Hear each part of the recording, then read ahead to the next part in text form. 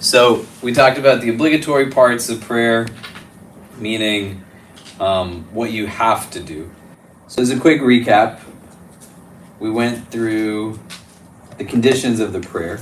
So these were the things that you needed to have prior to entering into the prayer. We did this like a month ago, right? So in order for the prayer to be valid, you need to have these basic things: being in a state of ritual purity, being free from any physical filth, covering one's nakedness, facing in the direction of the Kaaba. The time of the prayer has to have come in. You need to have intention, and then the opening invocation was called the tahrima.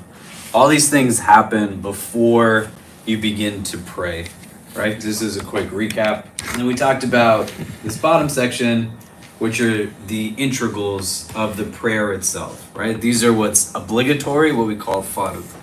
So if you don't have these things, then the prayer isn't valid. It doesn't count. So what we likened this to was a skeleton. So these are the things that if they don't happen in the prayer, then the prayer itself isn't valid. And in the Hanafi school, which is the school we're looking at, there's not a lot that goes into the obligatory aspects of the prayer other than a lot of motions. So you need to do that first invocation, which some people say is a condition, for others that it is a part of the prayer. Second, you're going to be standing if you have the physical capacity to stand, except for voluntary prayers. You're going to recite any part of the Quran, even if it's just a verse. And what we said was the shortest verse in the Quran in Arabic says thumma nadhir, and then he looked.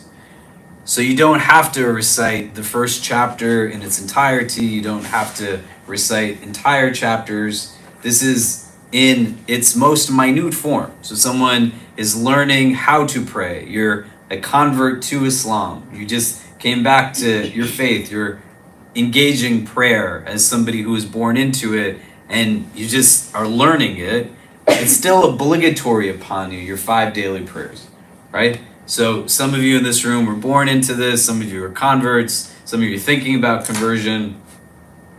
The minute someone converts to Islam, then prayer is obligatory upon them. But you're not going to have learned all of it as a prerequisite. That's not something that has to happen in order to convert. Someone can convert without even knowing that there's 5 daily prayers in Islam. Does that make sense? But now that they're Muslim, yeah, do you have a question? So you don't have to know how to, like, if you're praying in congregation, do you also have to make your own intention, or it's what the person that's reciting does? Yeah, you make the intention that you're following the person that is leading the prayer. The intention can just be, you can say, I'm intending the same intention as the person leading the prayer, right? If you're praying in congregation, ideally, somebody who is there would have the wherewithal to be able to say, hey, like, this is how you do these basic parts to prayer before they throw you into it. But there could be all kinds of scenarios, right? You could be intimidated. You might have never, like, been around Muslim people before, right? Because if someone converts to Islam, they could convert just sitting in their house, and you don't need somebody to sanctify that process or to have like people witness it as such, right? It's still valid. But here, what is a legally excusable reason is what we're talking about, right? So what a lot of people get is what the prayer is in its final form, and what we're doing is going through phases. So as you're doing this, you recite even that short portion, you're gonna bow, prostrate, and have a final sitting. That suffices while you are still learning the prayer in its entirety. Then the next section that we looked at were the necessary acts, what are called the wajib acts. So this is kind of like the flesh, the meat of the prayer, right? That was the skeleton. This is what we're going to continue to do a deep dive into. So we looked at in the first one, instead of just doing like an invocation of some kind, you are specifically saying Allahu Akbar. You're going to recite the first chapter, Surah Fatiha, as well as 3 verses, like short verses or one long verse. In these ways, it's also a necessary act. And we're going to do some of that today because that's the last piece of the necessary parts, the wajib parts that we haven't gone through yet. We're going to go through 2 short chapters, and then everything that goes into the necessary acts we would have covered over the course of these sessions this summer. If you missed any of them, you can go on our podcast or YouTube channel and still get access to them. But these are the things you want to be learning right now, right? If you haven't memorized the first chapter, what is Fatiha here in point 2, then you want to work on that. And you want to work on learning you want to learn some verses of the Quran as outlined here as well. We're going to look at 2 short chapters that are easy to memorize, right? You just go at a pace that makes sense for you. And the rest of it, again, is going to be things that are rooted in stuff we've already went through. So this 8th point, reciting the tashahhud, we talked about this last week. If you remember, we went through it in its entirety. At-tahiyatu lillahi wa salawatu wa tayyibat. Right, for those who are here. If you missed it, it's up online. We went through each word, what it meant, and kind of distilled it. Not just its translation, but giving an opportunity to relate to the meaning. Right, because sometimes even the translation can be pretty antiquated or archaic. And so you can find all of it online. If you missed some of those, let me know. We can get on a Zoom. We can meet up and go through it also. And then what we're going to look at through the course of next week are just some of the parts that are recommended. This is kind of what ornaments the prayer and beautifies it. So how you raise your hands when you do that initial tahrima, that first invocation, Allahu Akbar. It's a recommended where you're going to put your hands after, all of these kinds of things. And there's a lot of those. So we're going to do that at the end. Some of it is going to be still attached to postures. Some of it is going to be attached to phrases that you're going to recite. But from now through the end of the summer, what you want to work on are these parts, these integral parts. You go back and listen to the audio from the few weeks that we went really deep into the first chapter, Fatiha. And today we're going to do a more cursory analysis of 2 short chapters, and that will bring us to a close on all of the necessary acts, that second tier of acts that are part of the prayer. Does that make sense? Yeah? Is everybody with me? Yes. Yeah. So we went through all of the obligatory parts to it. We are going to today wrap up on what are going to be all of the necessary acts, which in Arabic are called the wajib acts, the wajibat. And then next week, we'll go through a list of the recommended acts. There's not a lot that's there that has a lot of Arabic to it and long phrases other than one part, which is a prayer on the Prophet Abraham and the Prophet Muhammad and their family, peace be upon them all, and then a short supplication that happens after that. But the crux of it is going to be in these points right here. Does that make sense? Any questions on that? You sure? Yes? Yeah? Why are you smiling in the back? Do you have a question? No? Yeah. Okay, great. So the first one we're going to look at is a short chapter. It's called Surah Al-Kawthar. And this is the 108th chapter of the Quran. And so it's really short, 3 verses. One of the chapters that you want to acquaint yourself with has got a lot of deep meaning to it. But in and of itself, easy to memorize. If you meet people who have been praying for years, like your everyday Muslim, there's a good chance they're reading this chapter regularly in their prayer, right? I can see you smiling under your face mask. Yeah, she knows what I'm talking about. Yeah. So the shorter chapter versus the longer chapter doesn't necessarily have a comparison from a standpoint of merit or blessing as such, right? Within the standpoint of a metaphysical understanding of the recitation of these verses, the entire text in and of itself is seen by Muslims as being a noble text. And there's unique blessings through the engagement of each individual verse and chapters on a whole, as well as segmented uniquely. But in and of itself, you're in a place where you don't want to think about your relationship to prayer in that way that becomes self-deprecating or demeaning. There's narrations in the prophetic tradition where there were people who were particularly known for just reciting the shorter chapters of the Quran regularly and consistently in the course of their prayer. And other people would sometimes complain about them to the Prophet and say that this guy just recites the same thing again and again and again. And it was always some of the shorter chapters. And the Prophet would ask, why would you recite these chapters? And the man would say that they love to recite this chapter, right? It gives them the most insight into, God is the most merciful. And that's going to be the second one we look at. It's called Ikhlas, sincerity. But we're going to look at this one first, Al-Kawthar. Is anyone familiar with this? Have you read this chapter before, or its translation? Yeah, it's okay if you haven't. So contextually what's happening here, because all of this is historically contextualized in real time. So the Prophet Muhammad, peace be upon him, was someone who was not survived by any of his male children.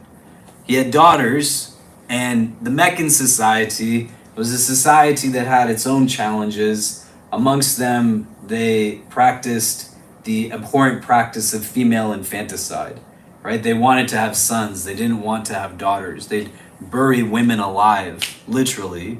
And Islam came to abolish practices like these and other abusive, practices against women.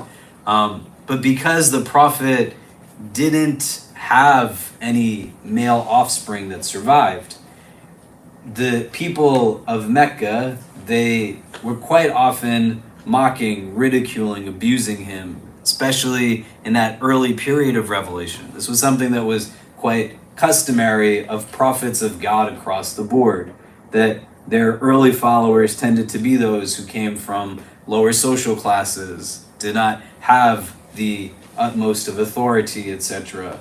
And in the Muslim experience, it wasn't that different.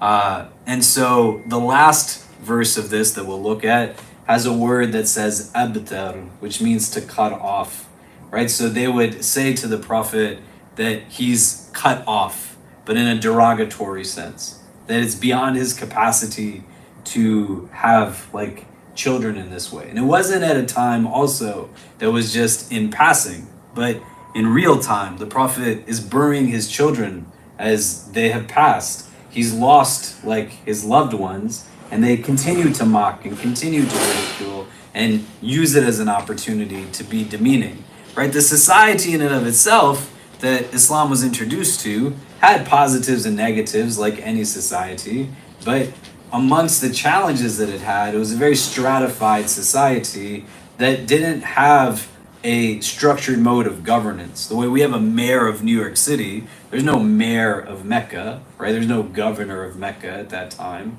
The way that things were built out were based off of a very deeply tribalistic structure, and lineage in and of itself was a primary variable to determine who was kind of more elite or noble as such.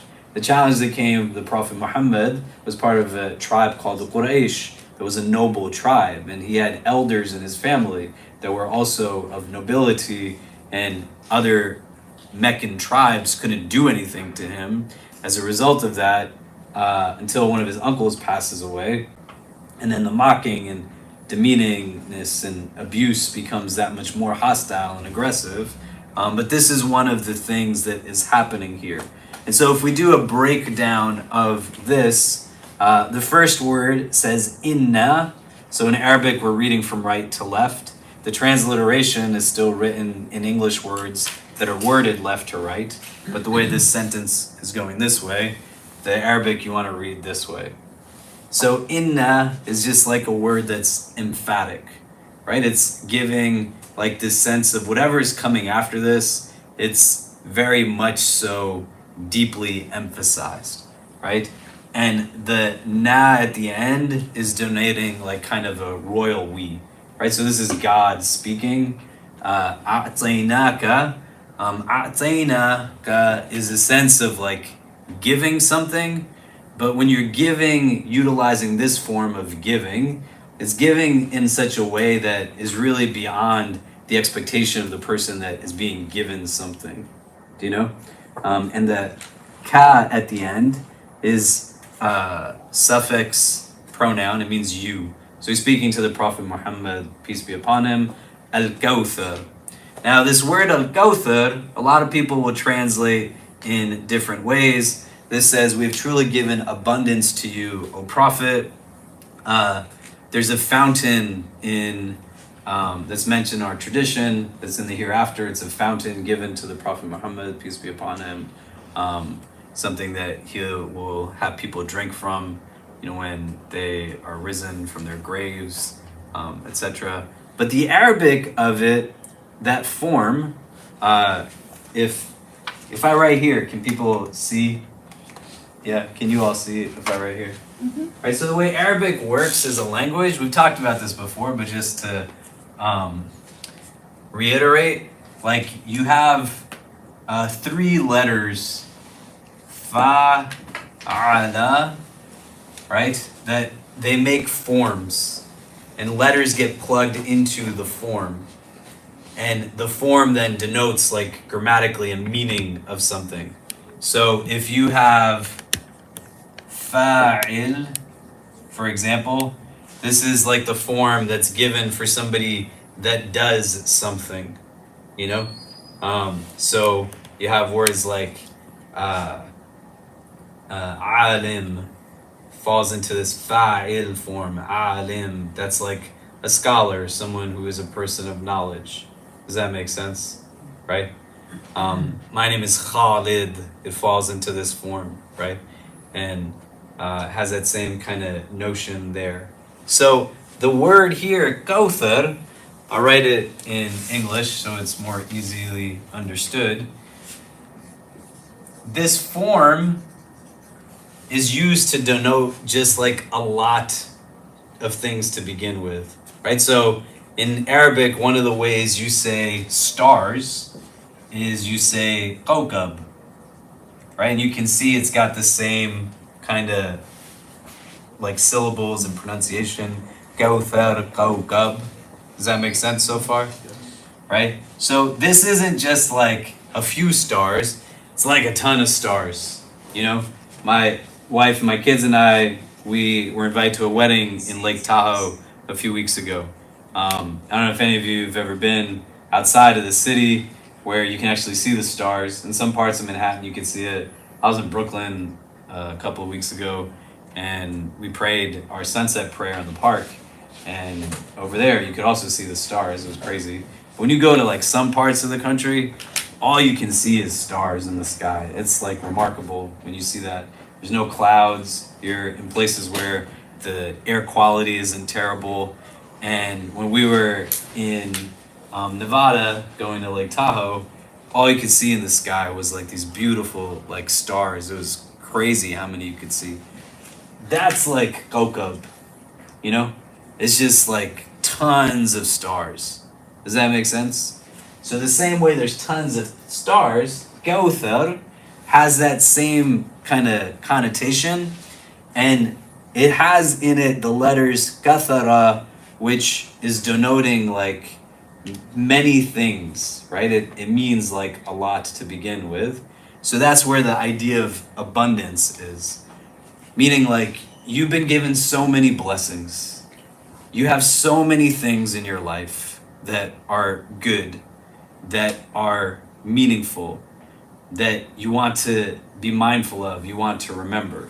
The things with the Quran is that it's got application that has relevance through all of its words to each one of its readers.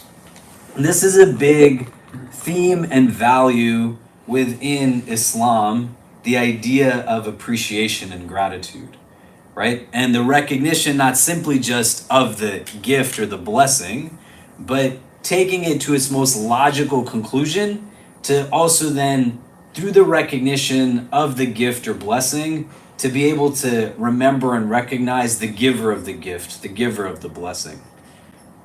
So it's not just that here I am in a place where it's like, so great to have a marker, right? Or I love having a laptop or an iPad, but I also then by extension understand that this came to me from someplace. And what's happening here is that the Prophet Muhammad, peace be upon him, is in like a very heavy, difficult phase of his prophethood. He's got a lot of stuff that's very hard going on in his life. This is something that's characteristic of the prophets of God, that their relationship to their own faith, their relationship to their own spiritual struggle is going to come with challenges, heaviness, difficulty.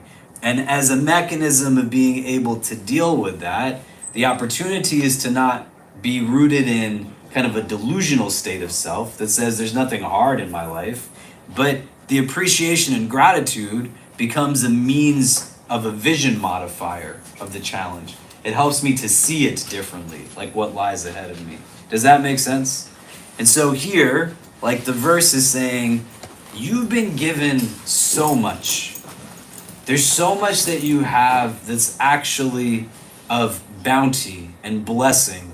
Things that you don't want to think in absolutes. If somebody says to you to practice gratitude, it doesn't mean that you are either grateful or an ingrate, right? That you can only exist in these two frames. There's like so much more that goes on in between. Do you know what I mean? And that's what happens quite often. You're only either this or the absolute opposite. That person is only either this or the other opposite. You're either like nice to me or you're the worst thing in the world, right? You're either like kind or you're terrible. You're either good or you're bad. Do you know? It doesn't only work in these kind of simplistic frames. And here, he's telling the prophet of God, like, hey, you've been given a lot. You have many things that you can account for, that you can see as being of a blessing. And for everybody, because it's a short chapter, right? You want to think this deep message that's rooted in this, that Muslims everywhere read this in a lot of their prayers. They're saying it again and again and again. This idea that I've been given more than sometimes I want to admit. I have a lot more than sometimes I realize. I don't recognize all of the bounties. I don't recognize all of the gifts. I don't recognize all of the blessings. The opportunity to reflect on that and to contemplate on that gets attached to the next verse that's going to come up. But this deliberate process of understanding this, like you have it and it's been given to you. And this is also an important thing to understand within an Islamic understanding of how this world works. We talked about the first chapter, Surah Al-Fatiha, the opening, and one of the ways that God identifies himself is Maliki Yawmiddin, right? The master of the day of judgment. In Islam, God is the owner of all things. So anything that we've been given is actually in that way. Like it's been given to us. And just because it's been given to us doesn't mean that we deserve it. The notion that we have it isn't by anything of our own doing, but just as God is saying to his prophet that indeed we have given to you an abundance of blessings and bounty, the same thing gets applicable to all of us. That you're able to see everything with a certain sense of real dignity because you know that you've been given it as a gift. The spouse that you have, the child that you have, the clothes that you have, the food that you have.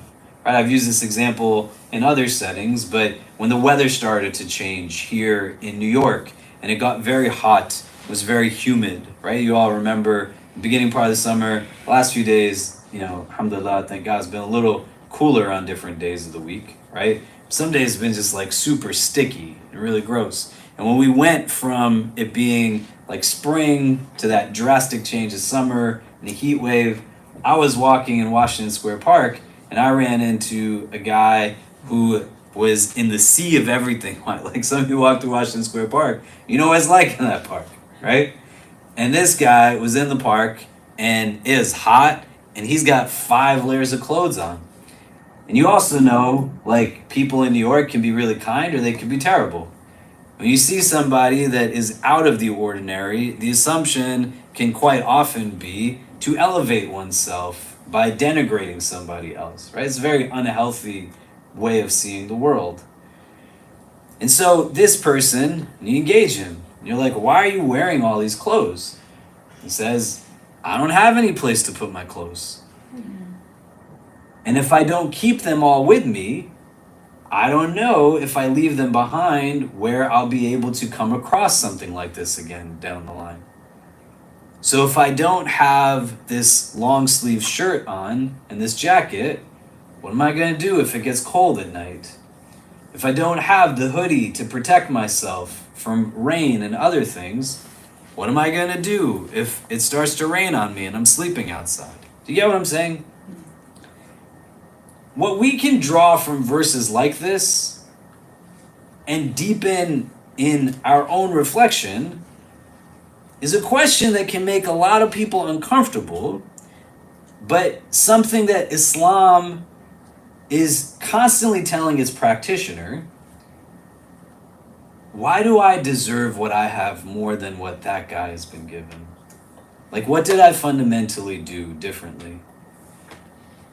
That somehow he doesn't even have a place to put his clothes, and I have clothes that I don't even know that I have them. You get what I mean? And the awareness and the consciousness is rooted just in this short phrase, that you've been given so much. What is it that you are in a place of real kind of difficulty around? You have opportunity to make sense of life through a prism of positivity. So choose positivity, don't choose negativity. Understand that in whatever one's saying that you don't have, like, we have given to you certain things. Do you get what I mean? Inna a'tainaka al-Kawthar. You just sometimes sit and you reflect. COVID was really important. I was in Toronto the other weekend, and this guy was driving me to the airport. And he said, he hasn't been to New York. So he's like, COVID was really bad in Canada. And I never had a conversation with him before. And he said, I heard in New York it was really good. Nothing was a problem. Right? And I looked at him and I was like, are you being sarcastic? And he was like, no, that's what my friends told me, that in New York everything was fine. And I was like, I don't know who your friends are, but if they were like super rich, they might have just gotten up and left New York and then they were fine. But New York was like crazy in COVID, right? Our Islamic Center community in the first few weeks had 100 people pass away, either directly or people lost loved ones, and we just stopped counting. Let alone in the first however many weeks, 30,000 people died in New York, right? Funeral systems were all strained, food insecurity, people were now stuck at home, survivors with their abusers, like kind of like crazy stuff. And I said, how is it here? He was like, nobody even remembers COVID. And when COVID was happening, and we were on live streams, and if you were part of this community back then, I was telling people, they're gonna try to make you forget everything that you're learning about yourself during this time. You're sitting in your home, you don't really need like to shop as much as you do. You don't really need to eat out as much as you do. You don't really need like as much of the things that they tell you you need. And you can just sit within your spaces and try to really think. All of this other stuff that's sitting around you, what is it doing for you now that the world is falling apart? And most people, they don't remember anymore. that they don't really need all that stuff, or be able to recognize the things that they were surrounded with that they've also now forgotten. And this verse is saying, like, have wakefulness. Be in a place where you can recognize all of the gifts that you have been endowed with. Inna a'tainaka al-Kawthar, we have given you so much. You have a lot more than at times you might realize. Do you get what I'm saying? Great. Let's continue. In the next verse, it says, فَصَلِّ لِرَبِّكَ وَانْحَرْ. So it's connected to the verse before. You've been given a lot of stuff.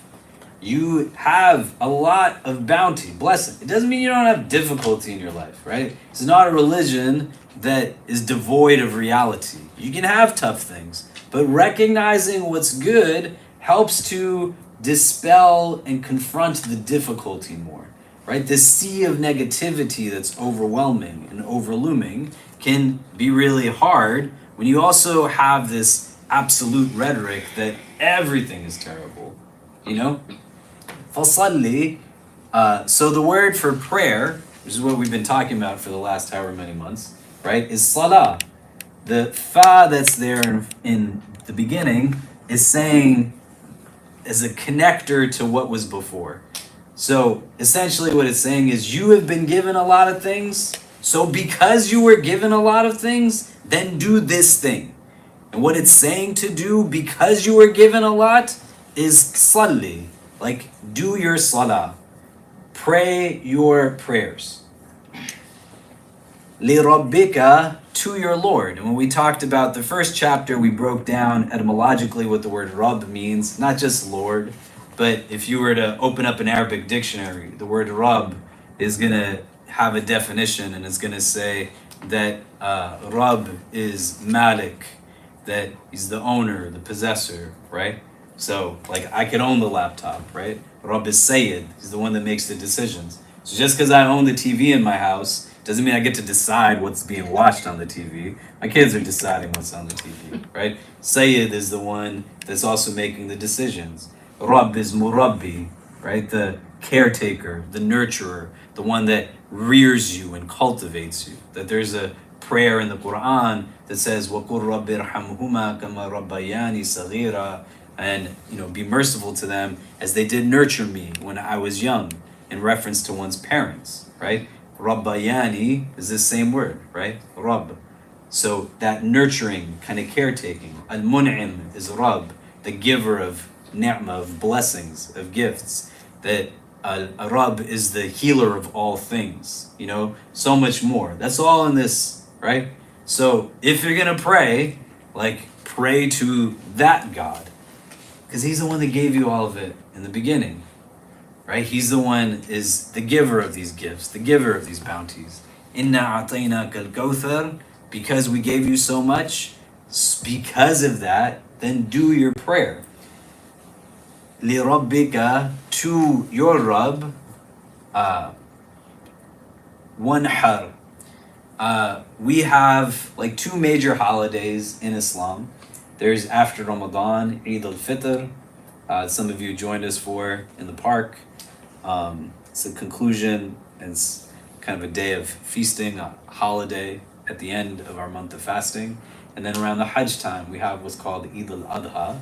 And the Hajj commemorates the rights and kind of life of the Prophet Abraham and his family. And that day of Eid, around Hajj time, is also called Yom al-Nahr, the day of sacrifice, right? In the kind of Abrahamic narrative of sacrifice, Nahr is sacrifice in that way, the ritual sacrifice. In the Quran, quite often, when you have the word salah, you have it paired with the word zakah, right? So you pray and you give in charity, right? And so this follows a similar construct. You're going to pray, and then you're going to go do something to support people in need. Because when you do the ritual slaughter in the day of Eid, a part of the meat is meant to be distributed to people in need, who otherwise wouldn't have sometimes food to eat at all. let alone like have meat that they might be able to eat. I've been to refugee camps in the world. Went to Myanmar a couple of times where people are facing ethnic cleansing and genocide. And the 2 times I went, the first time I went shortly after that day of Eid, Eid al-Adha, and 10 months later I went shortly before that holiday. And the second time I went, there was people that I met who, when I asked them what they would like, they said, we would really love to be able to give our children. We're survivors of genocide, right? They're not just, like, they're survivors of ethnic cleansing. The holiday's coming. They want to celebrate it. They say, we'd really love to be able to give them something different. In the 10 months between I had gone, visit 1 and visit 2, all of these people had eaten rice 3 times a day as a meal. That's just the only thing they had to eat. They ate it. I was like, what? And they ate it with gratitude. You know what I mean? Right? It's remarkable. I went to Turkey after the earthquake. I went to all these other places. Everybody's still in a place where it's not shattering their connection to God. Right? They're still praising God. They're still saying God's wisdom beyond our own. You know? And not with a sense of just let me sit and do nothing. They're still getting things done. But they see it in a mode of existence that's kind of bigger than just what the ego sometimes offers. So, Inna A'tainaka Al-Kawthar, Fasalli li Rabbika Wanhar. So that Nahar is being referenced there, and it kind of conjoins this idea of like you're going to pray, you're going to go do these elements that have social equity to them, right? You're going to engage in an act of ritual prayer and then another act of ritual worship that's of charity. You're going to go and help people in their time of need. Does that make sense? Yeah. And then at the end of it, it says, Inna, indeed, shaniaka. So that word is in reference to the people who oppose the messenger of God, who are saying all these derogatory things about him, right? Some people will say this is a man in specific by the name of Abu Lahab. Some people say it's a man by the name of Abu Jahl. Like they're literally speaking terrible things about him. The end of the verse says, Huwa abtar, that they are the ones who are cut off, right? Like, I don't want to go into it explicitly, but they're saying this in the context. They're saying to him that he is abtar, he is cut off in the sense that he can't have male children. You know, they're saying that there's like physical, like deformities. They're mocking him, you know, at the level of his manhood, masculinity, all of these kinds of things. Does that make sense? And so here, as a source of support and comfort, God is saying the ones who oppose you, they're the ones that are cut off. But the abtar, within the understanding of our framework, is cut off from like a blessing. That they're making themselves devoid through their behavior, their lack of character, their lack of integrity, their mocking, their ridiculing, their arrogance, their indifference from blessings of different kinds. And if you were to put the chapter in and of itself all together, the whole idea is giving you now a spectrum of lived experience that someone could have. Because the people who are saying these things about the Prophet Muhammad, they're like the elite, the nobles. They have wealth, they have clout, they have power, but what are they doing with it? And they still fall into this space where everything that they were given isn't because of their own work and their own effort, but they're not able to acknowledge the source of what's being given to them. And because they have this sense that I deserve it, I worked hard, that's why it was given to me. I'm better than these other people, that's why they don't have it, right? It's not very different than how you see a lot of how supremacy builds itself up in most global contexts, even in this country, right? You think about whiteness and anti-blackness and stratification of society and what goes into this, and people alleging that because they have power and privilege, that is in some theological systems an indication that God's favor is upon them, and that God's favor is not upon one who is not given like wealth and affluence and influence. Islamic theology doesn't function in that way. It doesn't indicate that by virtue of the amount of money you have, or the titles that you have, or the worldly success that you have, that means that you are closer to God. If anything, what the Quran teaches us and what the prophetic example echoes again and again and again, is that the people who don't have so much in this world, they're the ones who are going to have a lot more ease in the world beyond this one, right? But when you relate like all of the words together, the recognition of gratitude of what you've been given, if you really like are grateful for what you have, it's going to be hard for you to mistreat people, right? Like people who can really appreciate what's been given to them, they're not going to like be the people who are racist or arrogant or xenophobic or any of these kinds of things. And people had like this prescription written here. You don't want to mistreat people. You want to be the person who says hello to everyone and acknowledges their presence and all of these kinds of things. Well, like start recognizing what you've been given, right? Build up consciousness through that prism of gratitude and positivity. It renders contentment inside. When you have actual contentment, not fleeting happiness in a consumer-driven society, but real contentment inwardly, it's going to be hard to treat people like garbage, you know? And when you can do this and recognize the gratitude through reflection and contemplation, make it concrete. The prescription is there by going and praying to God, thanking Him for what He's given to you, and then sharing with others of what you have in whatever capacity you can. So this short chapter is one of the ones that I'd recommend that you start to memorize in relation to what we were talking about, the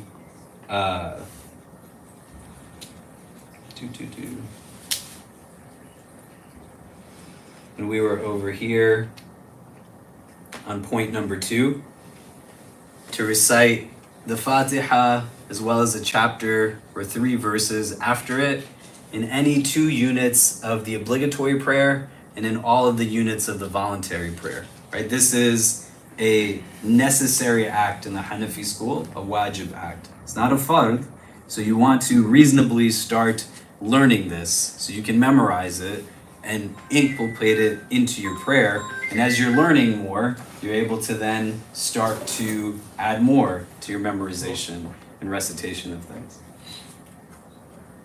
The other one that we wanted to look at that is a part of this is another short chapter, and this chapter 112, and it's called Surah Al-Ikhlas. Can people see that?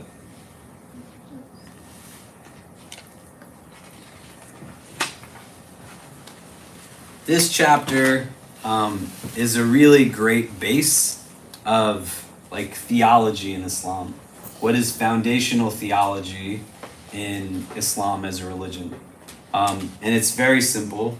Contextually, what's happening is that in different occasions, people are asking the Prophet Muhammad, peace be upon him, about like the God that he worships.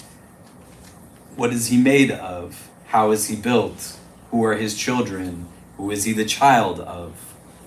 And so the chapter is giving an understanding of who God is from an Islamic standpoint.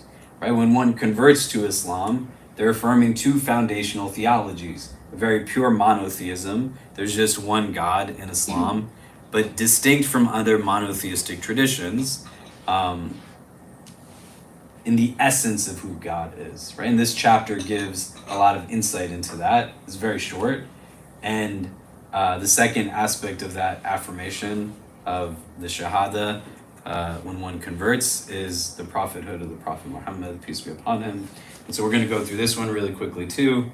So it starts by saying, say, qul, huwa, he, Allah, ahad.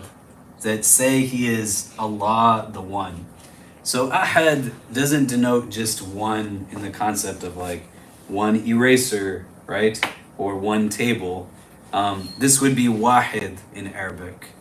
Ahad is denoting a little bit more of a uniqueness in that oneness of God. The word ahad is not something that denotes divisibility, for example. So like this is one marker, right? But it's made up of parts that can be separated. Ahad is denoting something that is not made up of parts in this way, right? Like the chair can be broken down, the table can be broken down, the car can be broken down.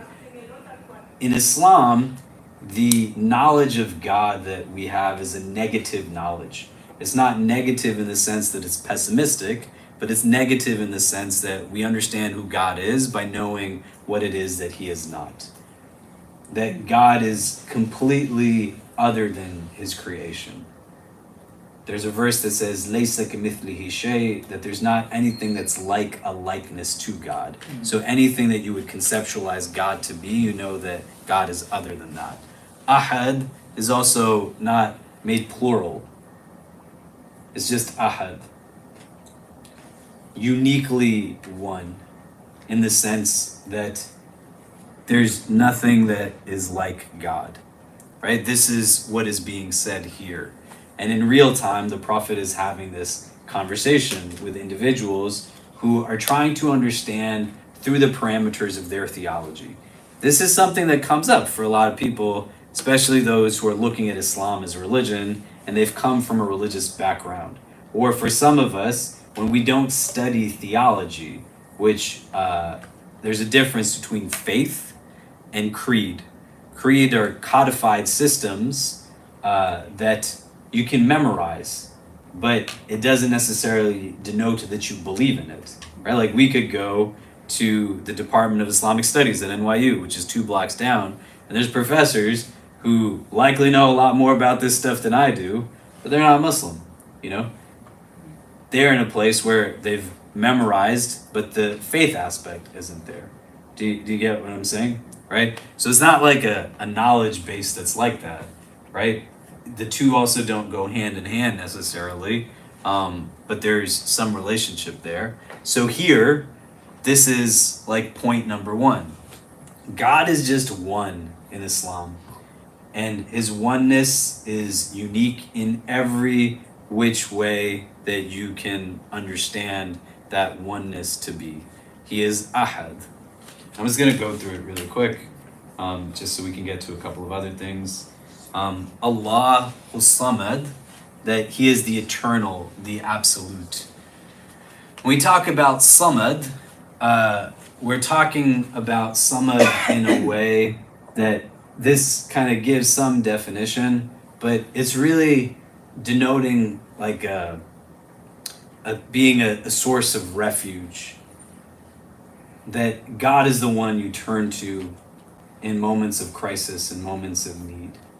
And when you look at the two verses together, quite often in the Quran, stylistically, what you have when there are divine names of God introduced, they in pairs are given like different ways of understanding. So Ahad is telling us an essential quality of God.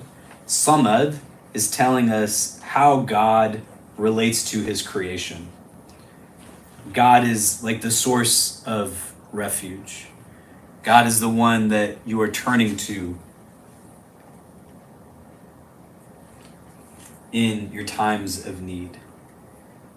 He's in this existence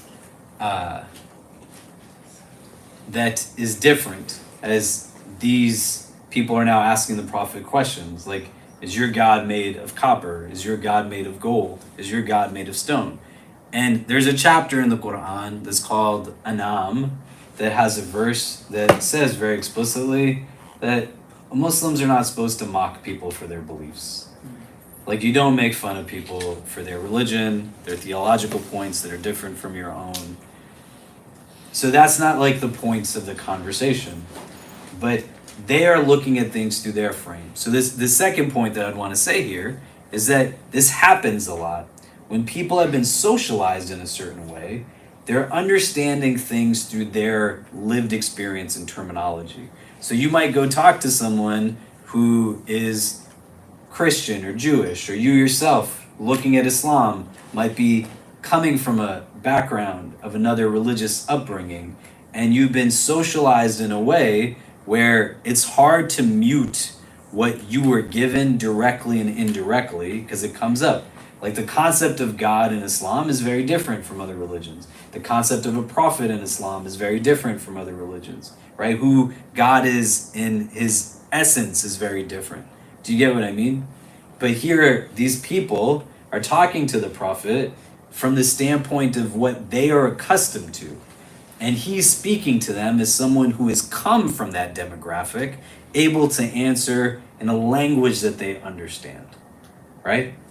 Quite often, because there's some of us in the room who are born into Islam, we don't know how to talk to people, not in the standpoint of proselytization, which is not like this religion's goal in that way. We're not a religion that stands on the corner just like trying to quantify like people's conversions. It's about a qualified aspect in every which way. But here, like the prophet's having a conversation in real time with his people, and he's able to speak to them with an understanding of the context that they're coming from. When people come to talk to you, they haven't gone through everything that you've gone through. They haven't lived every way that you've lived, right? Somebody walks in, and this is why I was saying even in the way we teach prayer, we don't teach people like phases to get to an end result. We teach them the last set as like the beginning, and it's overwhelming, right? But you got to talk to people and recognize where they're coming from. And then he says, "Lam yalid wa lam yulad," that God, he does not beget, nor is he begotten. Meaning, God doesn't have children, nor was he born of like another entity. Right? And this becomes a problematic theology within Islam, that there's no associating of partners with God in any capacity, nor is there a notion that God has this relationship to other gods or like deified individuals in some way, shape, or form. Right? In a Meccan society, there were like tons of deities and tons of gods that were worshipped.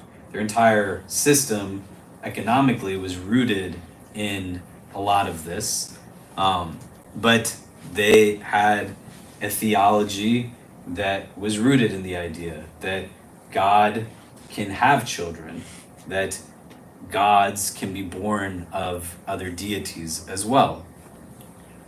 In an Islamic standpoint, it is something that is just off the table, for a variety of reasons. Like God in his essence is seen as the all-powerful, for example, right?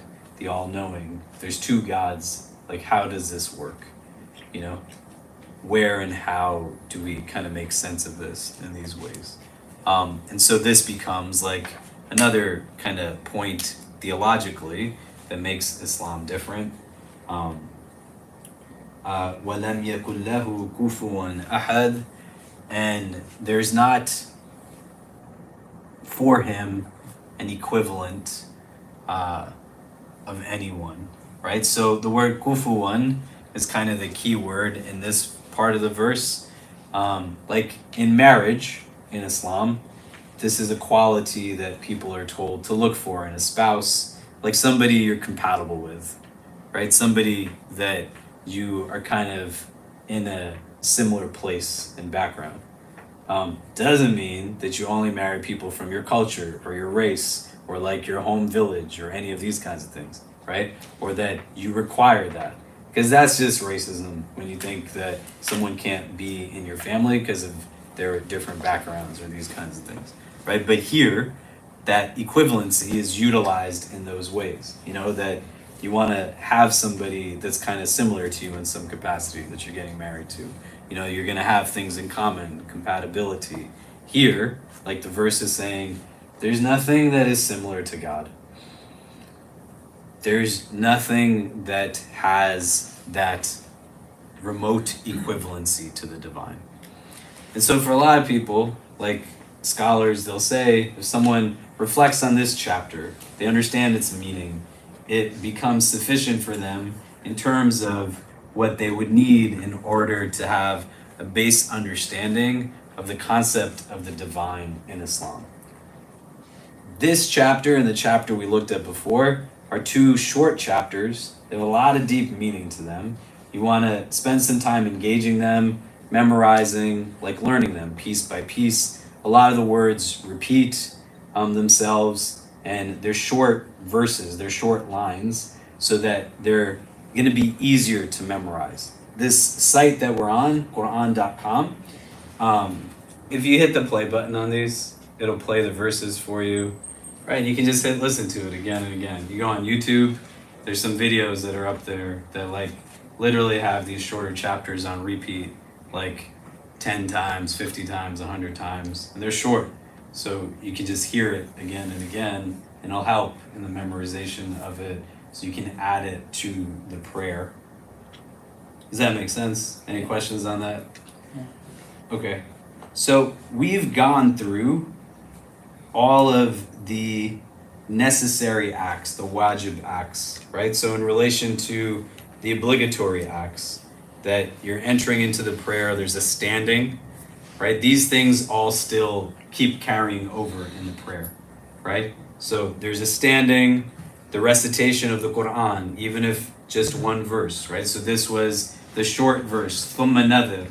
If you say that, it suffices from the validity of the prayer from an obligatory standpoint, right? You're new to Islam, you're just learning the prayer, this is where you want to start. And then outside of the prayer, you're memorizing these other chapters that we've gone through, right? The first chapter, Fatiha, the 108th chapter, Al-Kawthar, and the 112th chapter, Al-Ikhlas.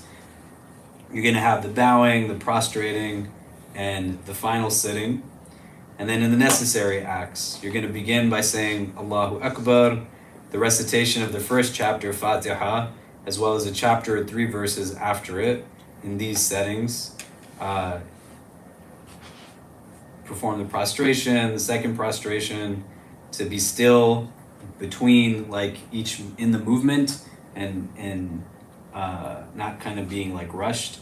And you're going to have that first sitting as well, reading the entire tashahhud that we talked about last week and saying the word as-salam, right? And then there's other things that we're going to get into that you've likely seen people do in their prayer, right? If we look at the postures here, for example, that the person leading the prayer says the takbirs out loud. You're going to say these takbirs when you're going into these positions. In the bowing and in the prostrating, there's like certain litanies that we recite in those times. These are all from recommended acts that we'll go through in the coming weeks. That is going to be like a long list of things that we're going through. That's why we wanted to kind of space it out. But you want to be like memorizing these other parts at a pace that like literally every day you could just learn a word, right? And then within a week, you know about a verse and a half, like 2 verses, depending on which chapter you're looking at, and you're kind of utilizing the opportunity to also think and reflect upon it in your own accord. So it's kind of giving you meaning, and it's not just the recitation of it. Does that make sense? Yeah. So we're gonna go into this next section that is on the emphasized sunnahs of the prayer. And after that, these are like just basic things that we'll look at. We'll talk about in the emphasized sunnahs, like 2 more things that we're going to memorize. We'll look at briefly the things that invalidate the prayer. So, there's things that can break your prayer, right? So, for example, if you start speaking in your prayer, like that's not something you're allowed to do in your prayer, right? If you're going to eat or drink or these kinds of things. Some of them we're going to explain a little bit more so it doesn't kind of create like hecticness. But you basically can't do something in your prayer that is going to make it seem like it's an action outside of the prayer. And then things that are disliked in the prayer. But the crux of it is going to be focused on the recommended acts in the coming week. And we will pick up from there then next week. Okay, thank you.